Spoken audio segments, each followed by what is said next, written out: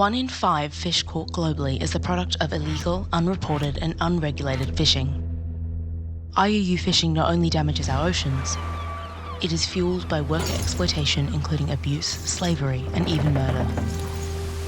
But tracking down IUU fishing is difficult, as many fisheries operate far from shore and seafood supply chains are long and complex, allowing illicit catch to enter the global market.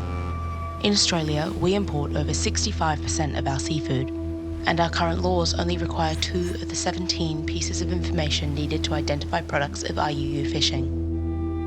So, without better information, Aussies can't be sure our imported seafood comes from legal or ethical sources.